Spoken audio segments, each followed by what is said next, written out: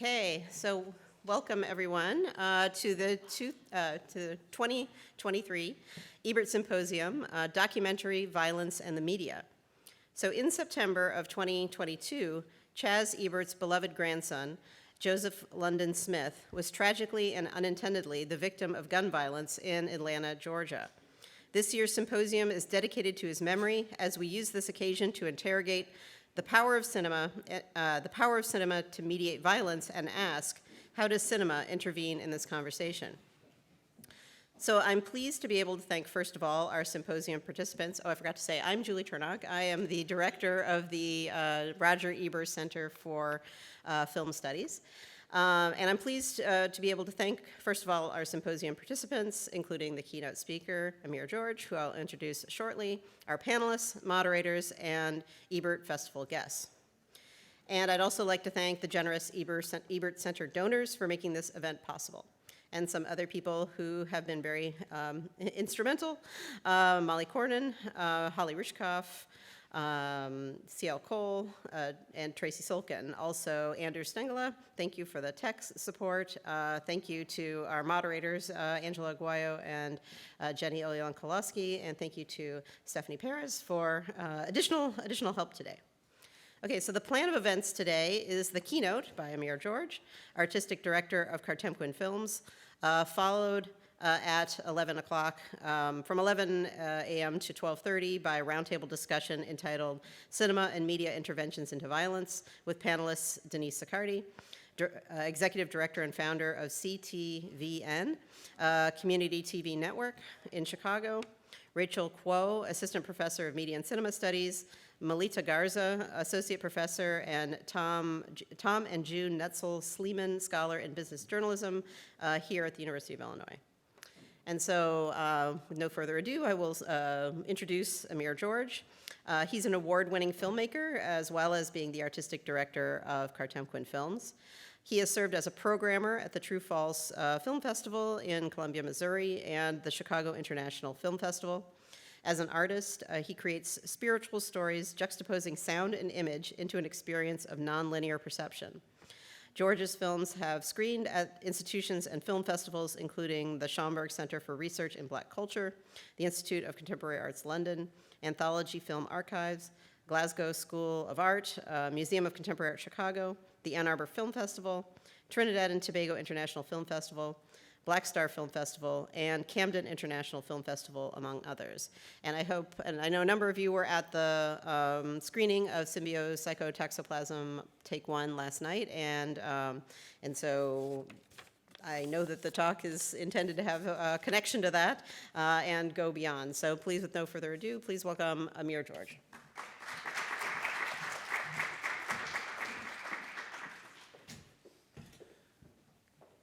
Thank you, Julie, for that wonderful introduction. I want to open up my presentation today with a short clip.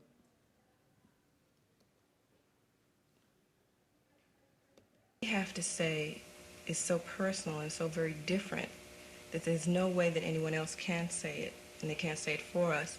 And when they do, it's more of an external statement made about us or about our condition. But when we say it, it's very personal, and it's very different, I believe. The films that I'm planning on making, and the films that other friends that I have are planning on making, are going to be founded in a strong historical sense. I mean, it's not going to be in a slavery context. A lot of like Shaft was made in a slave context. It was done as if you, it wasn't done as if you were once strong people who controlled and dealt with things. It dealt as if you were all bound, you know. So I do think that what we're going to see is films that are going to be more natural, more realistic, and less self-conscious. Mm-hmm. And to some people, probably a little more frightening.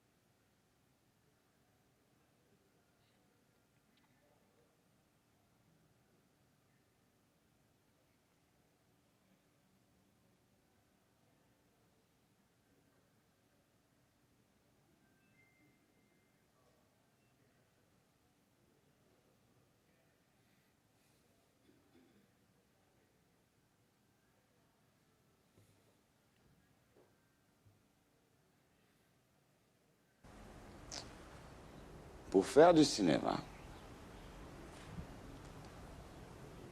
c'est simple. Il faut fermer les yeux. Est-ce que vous avez fermé les yeux? Alors vous fermez les yeux.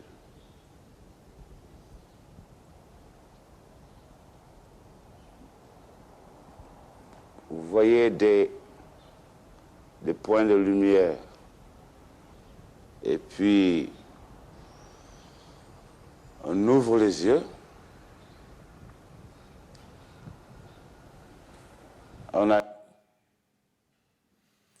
That clip featured 4 filmmakers who have greatly inspired me in my work.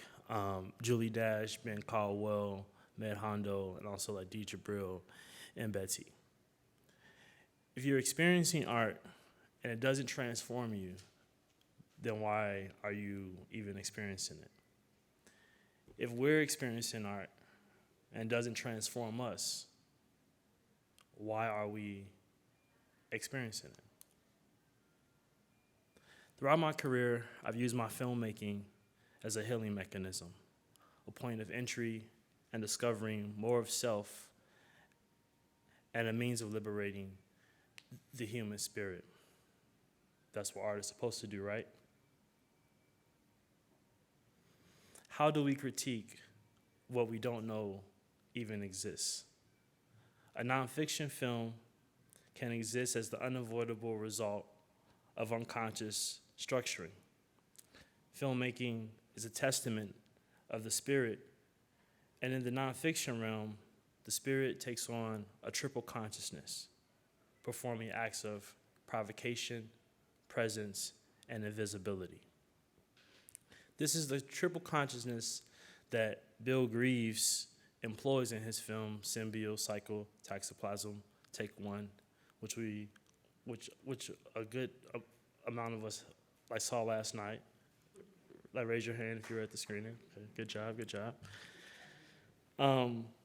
But for those who weren't, I want to share a clip from that film that speaks to things I'll be talking about today, which is just a radical nature. Without the director, right. Without the actors, and it's something which we know is not a part of the film, at least not as far as we know. But we were sitting around the other night, and in talking, a few of us, we realized that here is an open-ended film with no plot that we can see, with no end that we can see, and an action that we can't follow. We're all intelligent people. The obvious thing is to fill in the blanks, to create for each of our own selves a film that we understand. And if we try to think about the reasoning of the director for allowing us the opportunity to do this, giving us the circumstances that enable us to be able to sit here, we can only conclude, at least we did last night, that he wanted it like this. Not having read Bill's concept, it seems to me there's some exploration of the levels of reality and the supra levels of reality. Okay, so this is even another level of reality that we're establishing here, and it may be the biggest put on of all time. Trying to establish that is useless. For all anybody knows, Bill is standing right outside the door, and he's directing this whole scene. All right, it could be. Nobody knows. Maybe we're all acting. All right, maybe we're all acting. I mean, I'm acting. And that's it. I mean, Bill could have stood outside of the door and told me, now, Rosen, when you get in there, you tell them about this, when you get to a certain point. Nobody out there knows whether or not we're for real. And when you watch this, Bill, and to anybody else out there who may be watching it too, if he decides to put this into the film, we are not trying to take the film away from Bill Greaves. No, but just for 2 hours. Disagree. Well, for 2 hours, all right, but he's got the choice to, to edit this stuff anyway.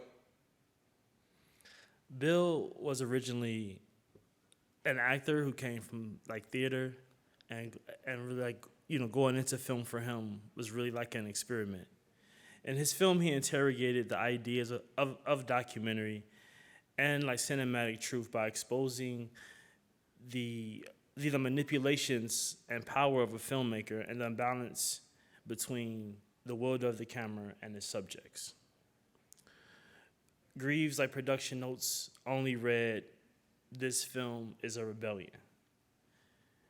That is a testament to who he was as an artist and what he intended to disrupt in creating this film. In his work, there's a through line of integrity and home perception of the Black experience in America that considers multiple gazes.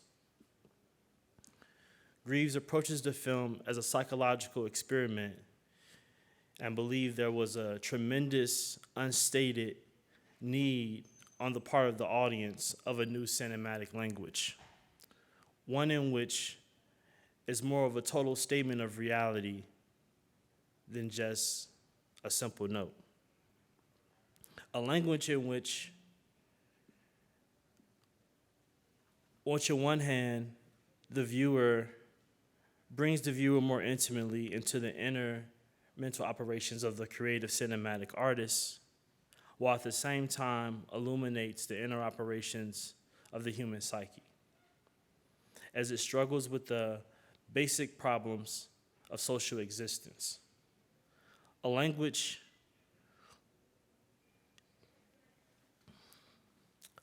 that speaks volumes, a language that speaks to the perceptions of different social issues, which fiercely rock the boat of what a great society could be, a language whose essence of sheer theatricality is created by the innovative use of the camera. To be radical is to experiment, and to fully experiment, you have to suspend expectations while drawing out the emotional aspect of a person in a way that they never felt. Symbio opens up the process of filmmaking and questions what it is. To be radical is to feel. Cinema is a radical intervention within itself.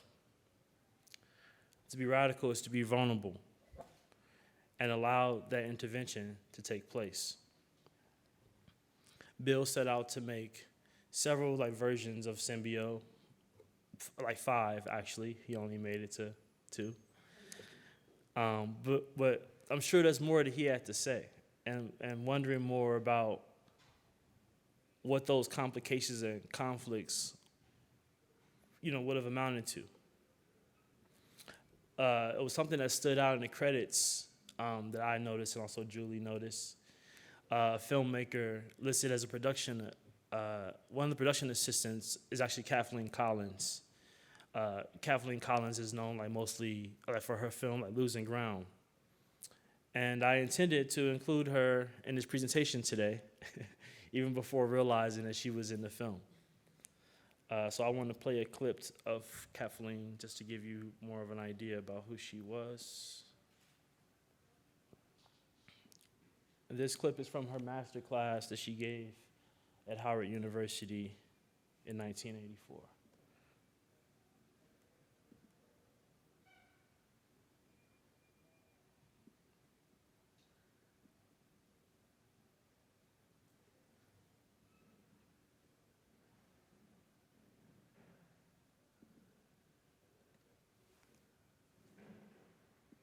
And she can talk. And he got home and he saw, oh no, he got the inner relationship, everything. He had no problem. And in the end, when there's a scene where Bill kisses the Puerto Rican, Victor kisses the Puerto Rican girl, he said, oh no, man, this is going to be a bad mistake you're making.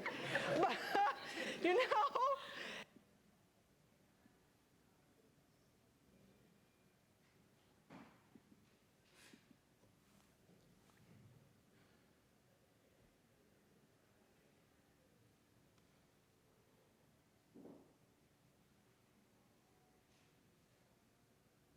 Sure why it's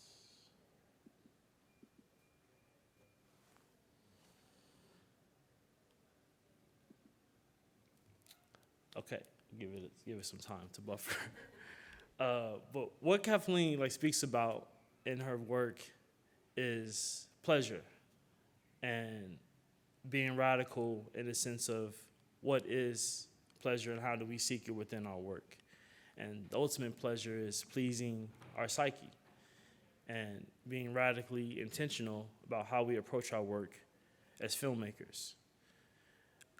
An original filmmaker, above all, is one who reconsiders and reinvents the process of filmmaking to make it fit with their own words, needs, desires, impulses, and ideas. Through my work at Kartemquin Films, I'm interested in building collaborative, community-based modes of filmmaking that equip more people of color with media-making skills and tools to further explore a radical way of thinking and making work that we want to see in the world.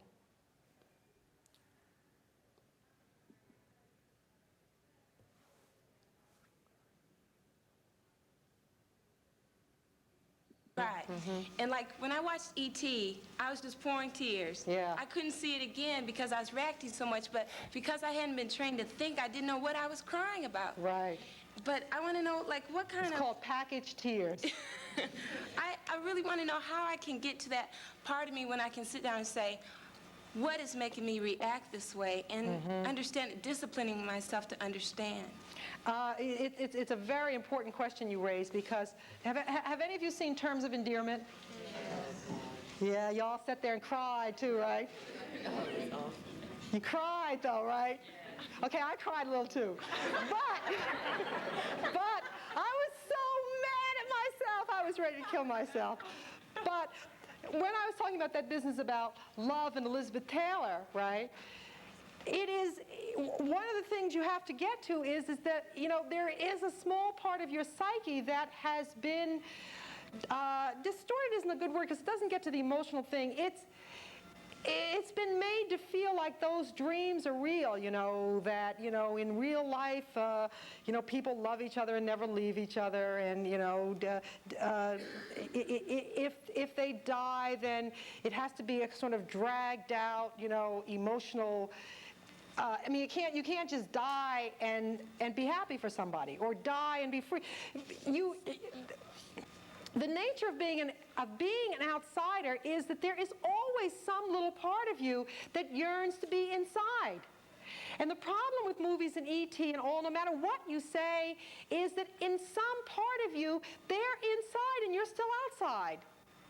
And you're crying a little bit because you would like not to have been outside. Because being outside is never, the pain of it never goes away. That's the thing you have to really face. And since the pain of it never goes away, there will be always these little moments when, you know, the reason why I want to do this play about the American place is really because there is a part of you that suffers in a way that never goes away. It is a terrible thing to be made to feel that everything that happens in your life isn't quite human. That is a terrible thing to live with. And the horror of it, I think, it hits you sometimes when you see these really cheap melodramatic movies, because a part of you, in the larger sense, senses that they're still inside, whatever inside is, and you are still outside. And I think that's really where there's a kind of pain. And it isn't necessarily you're even crying because you either liked or believed those characters, but if you remember as a child, the yearning to have experiences like anybody else. Now, who was anybody else? Anybody else was, unfortunately, Elizabeth Taylor. The yearning to have those experiences and then the symbolic identification, they work against you. And they create a kind of, they create something that you'll never get over. Yes? Can you give like 3 keys, just from your own personal experiences, of how you close that dichotomy in your psychic? I mean, how do you deal with that? You've spoken to it a lot, but how do you deal with it? Yeah, oh God, I don't know if I could give any keys, except that I think when you do cry, you should never be ashamed of it. I think the only key is that you cannot allow yourself to reject anything you feel. Anything you feel.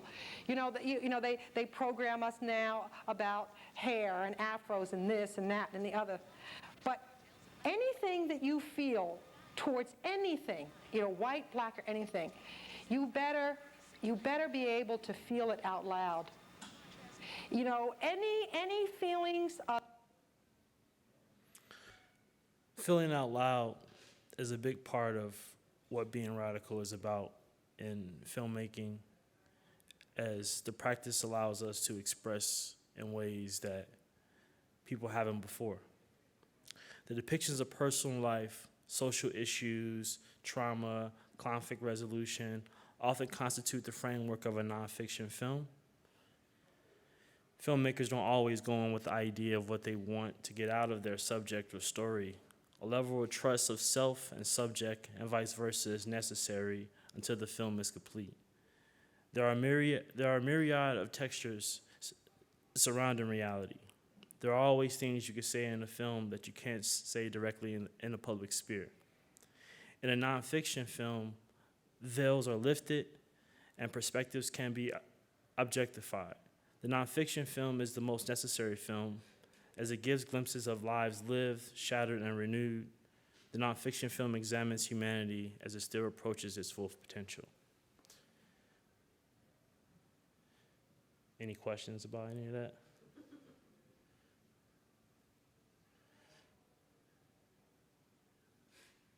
What level of progression do you think it's most valuable to kind of follow those ideals? I think when you first, grab a camera, or when you put down the first idea of what that film could be, I think it's like thinking within that intent of those tools.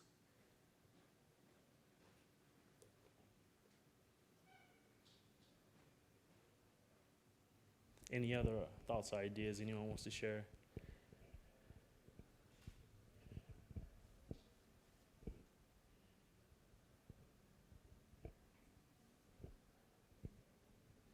It's quite a group this morning.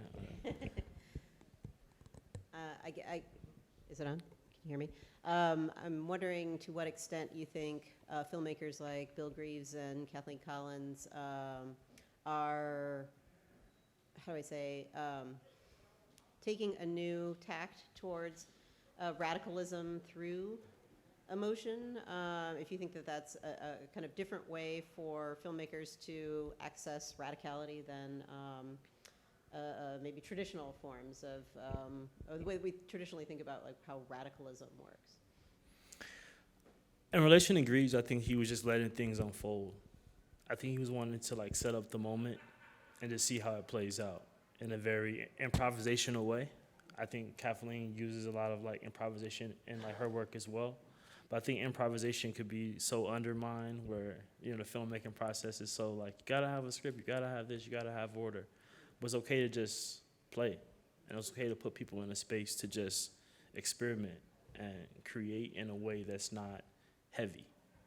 So I think improvisation is the way that they employ those methods and tactics of being radical, because I think what Greaves did was also allow his crew to just kind of figure it out. And while not allowing it to be a tug of war, he maintained control, but still gave them the space to, think for themselves and choose whether or not they wanted to, continue to be like a part of his process.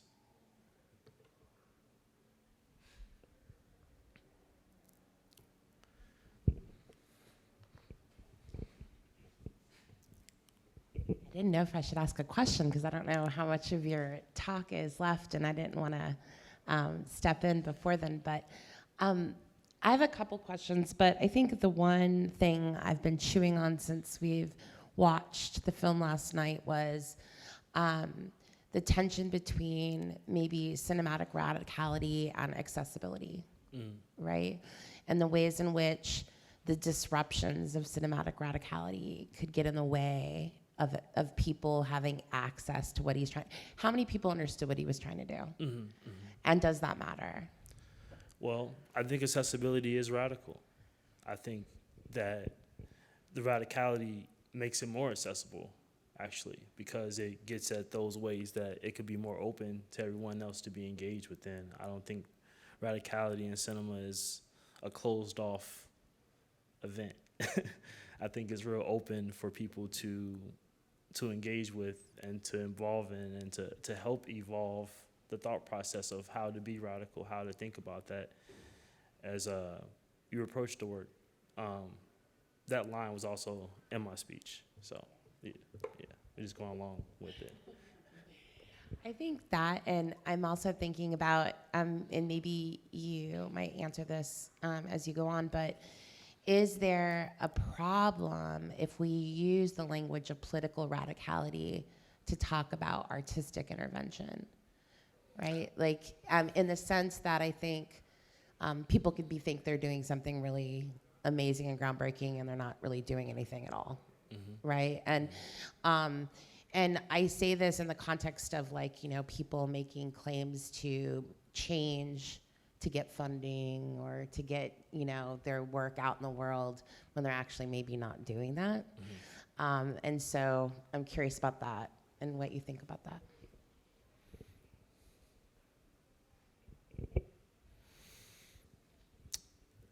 So you were saying like change and using. I'll put it in a crude way. For instance, I think that Greaves makes these really interesting interventions into artistic practice by throwing things into chaos, right? But did he change the structures for African American filmmakers to do that work? Like what was the real material consequence of those films, right?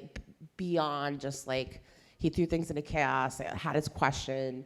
We might engage in understanding experimentation and vulnerability and pleasure as an intervention, but how did that change things for filmmakers that look like him? Yeah, I feel like Greaves' first intent was to be formally unconventional, right? And that wasn't accepted. When that film was released, it didn't get a real full release. It wasn't really supported by the industry because they didn't know how to put it out. They didn't know how to market it. So it never found a home until Greaves had to take it on his own, had to be radical and take it on the road himself, take it to different film festivals, take it to the Flaherty, so it could be exposed to more folks, which eventually opened it up to a wider release much later and allowed him to also release, the second part. So I think the industry still has not been challenged enough on its form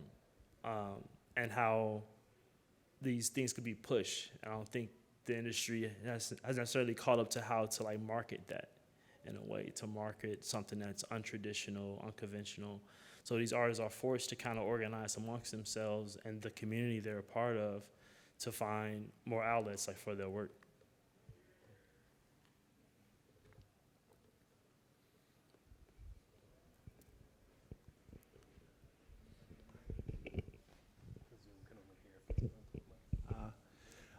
So I was wondering, so the approach to radicalism or radicalism in filmmaking, the way they're talking, it's very much about oneself and using that kind of as the guide. And I think, one of the most clearest, examples of what was discussed was the, Yeah. Right. And I was just wondering, do you believe that's a necessity to radical filmmaking? Because I don't, I've seen it without, and it's not usually very interesting or good. And I was just wondering about kind of your opinions on that and how you think filmmakers should be doing what they do. So you mean the mind and the heart. So for those who weren't here earlier, I showed a clip with Mayor Hondo where he does this silent expression. But that's where it starts, I think. I think what he was mimicking and getting at was kind of this marriage that has to be formed within before anything could be put out,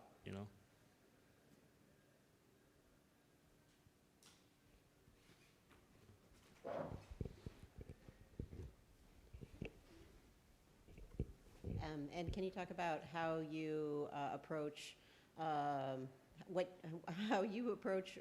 radicalism in your own work and also in your position as artistic director at Kartemquin, what kind of role it plays in what kind of films you, encourage?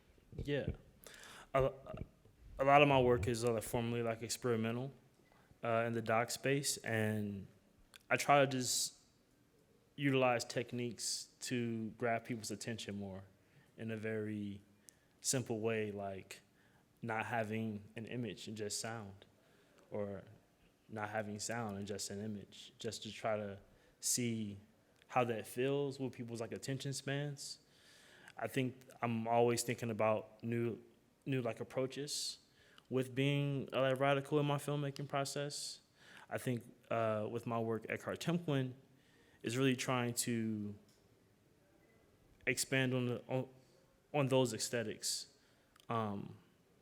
Arthur Jaffa talks a lot about Black intonation aesthetics, which is, how do you make a film feel like a piece of music? How do you evoke that same emotional, feeling, right?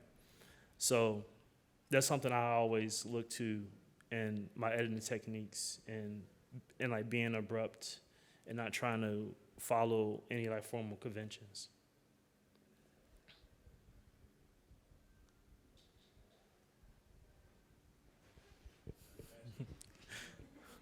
Keep them coming, keep them coming. I was just curious about the history of Kartemquin a little bit. I'm mildly familiar, but like from my understanding, it started as a documentary group in the 70s or 60s. Is it? They started in like 1966 as a documentary collective of filmmakers. And was that was just in Chicago? Interesting. I would assume experimental filmmakers from the stuff that I've seen. How did they come together, and did that have kind of a mission of some kind, or was it just that kind of experience of community filmmaking? Well, the mission of Kartemquin, I feel, has always been and still is to make films for a fair and just society, and making films about lived experiences that we want to see in the world and uplift, as well as undeserved communities that haven't been highlighted or stories have been told.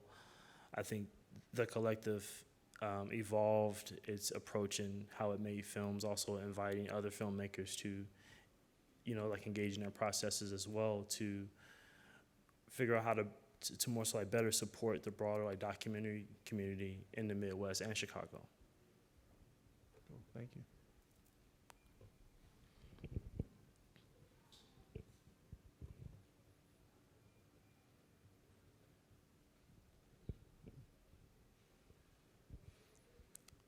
Well,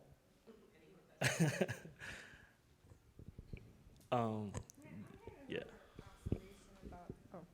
I had an observation about the name of the film that I can't say, but it seemed like some of the crew was very articulate and caught on, and some of the crew was just listening and trying to understand. Is that what you think?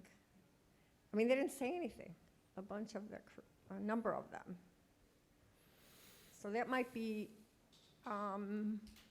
the way people watch it as well. What do you think?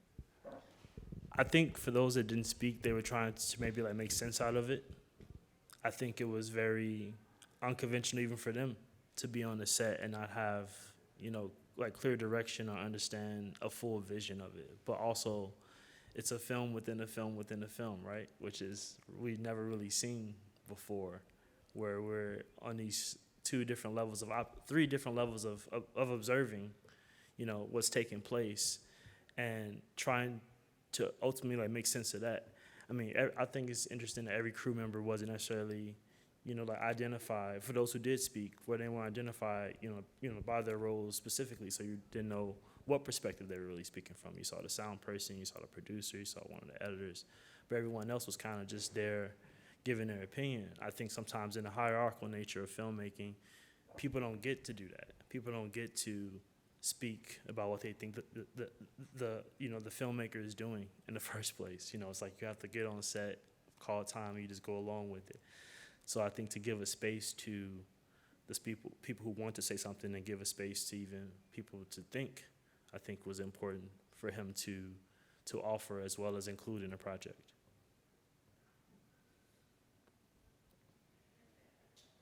Had anyone had seen the film prior before last night? Okay. a few cinephiles. Okay.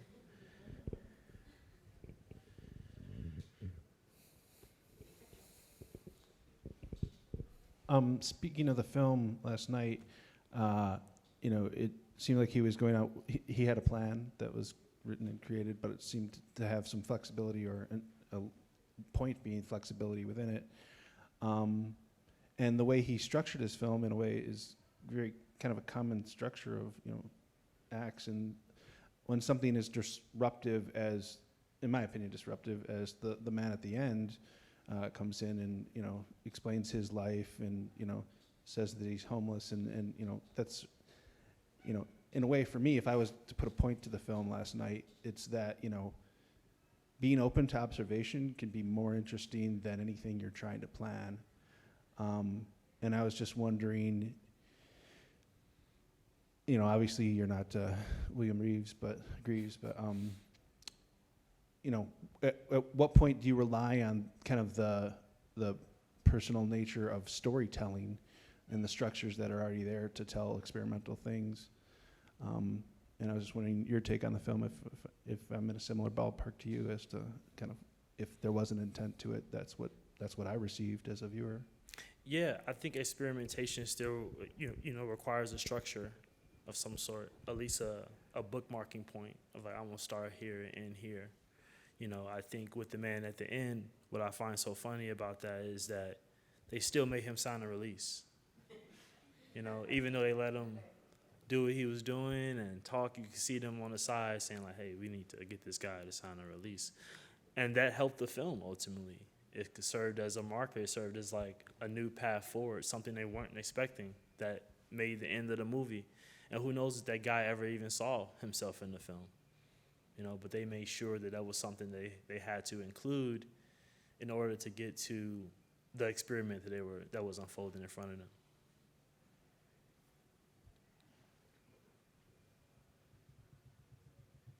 A lot of ideas, a lot of thoughts.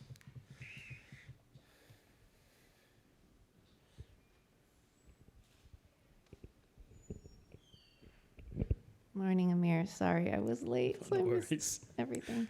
But so I was thinking in terms of the film last night, that moment where Bill Greaves talks to the crew and sort of relates their response to the process of filmmaking to the world, right? In terms of sort of how we're always sort of receiving a kind of script or lack thereof, and we are constantly having to make choices about our participation and support. And for me, I thought that was like a really significant message, right, Yes. of the film.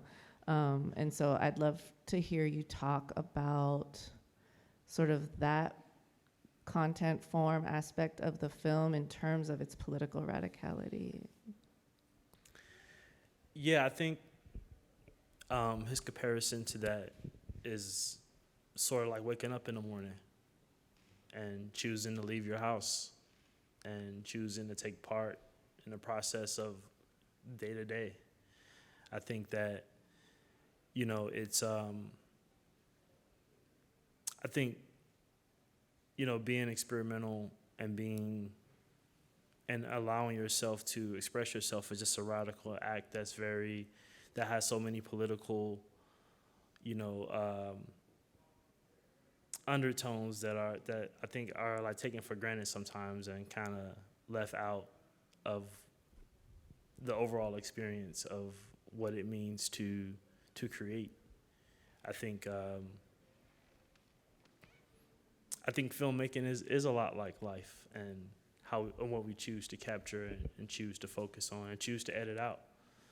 And that could be a day-to-day or a week-to-week type of situation. But I think that, it's a choice, that starts with the person, and it's also could be a very like solo mission at times to engage others in your process. So that's how I related to that comparison.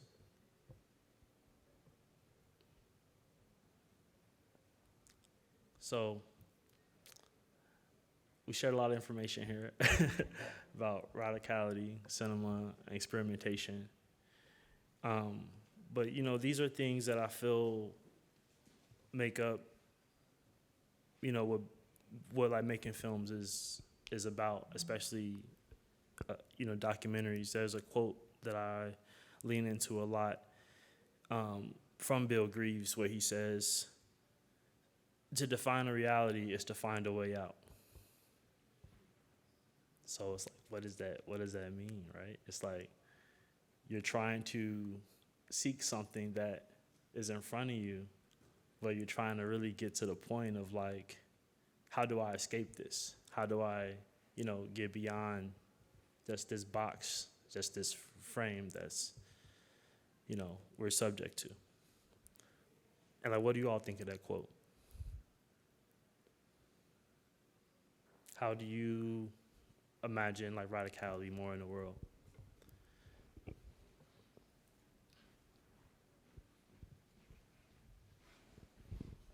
Well, I was just going to say that what the quote you just said reminded me of a quote I heard yesterday or the day before, which was, I think his name's Glenn Caron, the writer of Moonlighting, creator of Moonlighting, and he was discussing his writing process and how people would bang on his door waiting for the scripts, and what are you doing? What are you taking so long? And he would say, "I'm waiting for truth."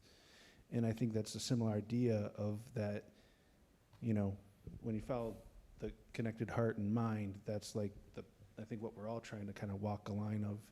And radicality in filmmaking, I think, you know, I think it's a necessity, because I from what you said earlier, I agree with you, the idea that like a film should change you. If we're watching, why are we watching a film if we're not coming out some kind of a different person?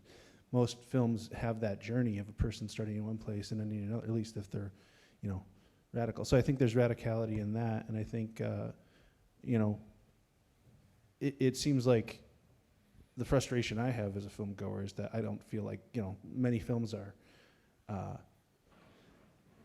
not affecting me. You know, I watch them and I just don't receive anything from them. You know, I'm not a fan of what I call horde movies, which is like side A gets on mountain side B, you know, and then they fight, and it's like I don't see an ending to that. So I think radicality to me would be anything that can change a person in an unexpected way. And I think that using the tools of filmmaking in experimental ways, especially now that the technology is growing, but still telling kind of the stories or the pieces of, you know, common cinema and popular cinema. You know, I can think of many popular films that are radical just by the approach that they took to make, or what their statement was for the time. Why?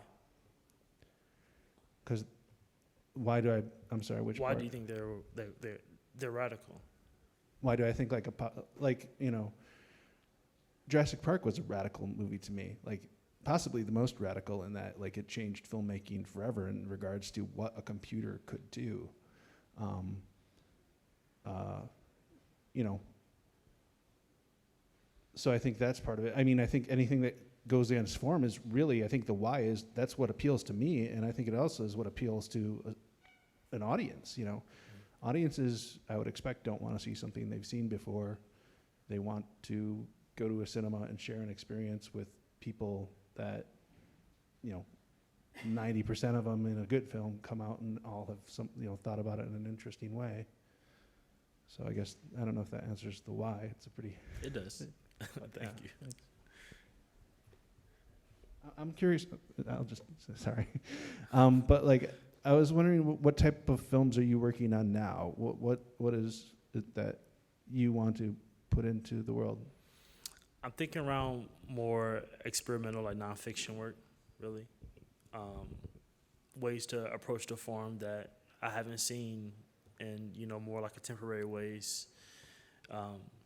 You know, from the opening video, I'm influenced by a lot of older filmmakers and thinking around their, you know, like aesthetic practices, and some I feel have been lost and not really utilized or explored as much.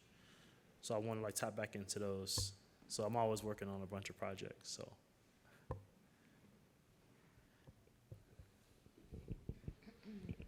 I think one of the things that we're not talking about with Greaves, and I think it's the thing that still hangs with me after last night, is the way in which he created this container for us to understand the culture at that time, right? So I walk away with the really insensitive language towards LGBTQ people. I walk away with the clear gender imbalances that were present on the screen. I walk away from the fact that they found that the homeless man was interesting for a minute, but the minute it became a bother, they all walked away from him, right? And I think to myself, what would we find out if a documentary team followed around a feature film at this moment?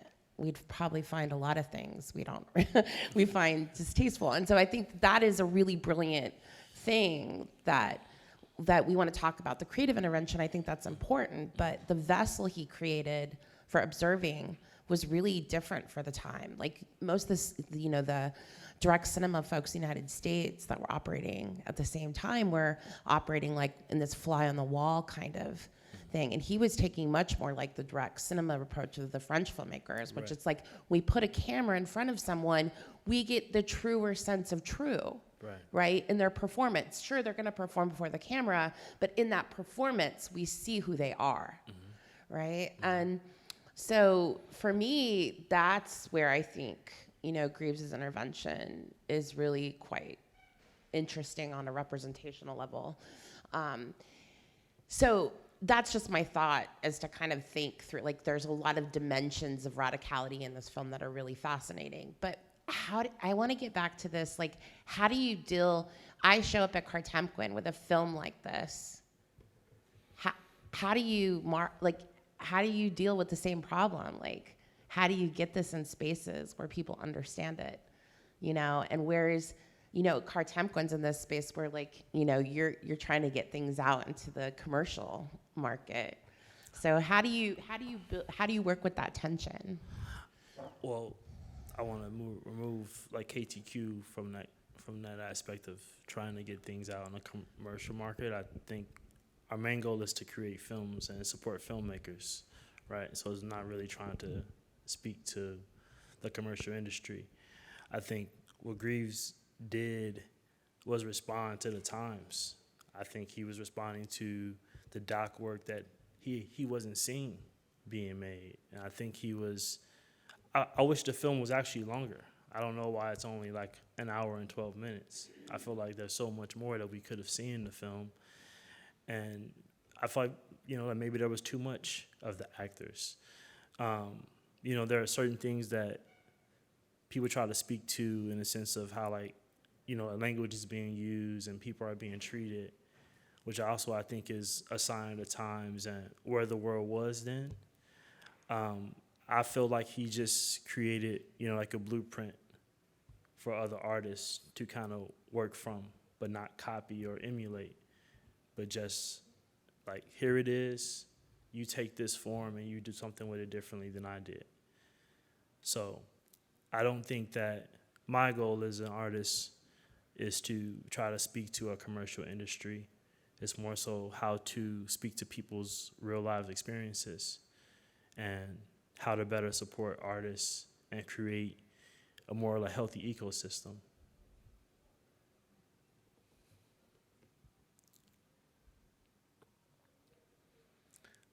But thank you all for your time and listening, and I appreciate the invitation, Julie, to be here. Any lasting thoughts anyone has or comments?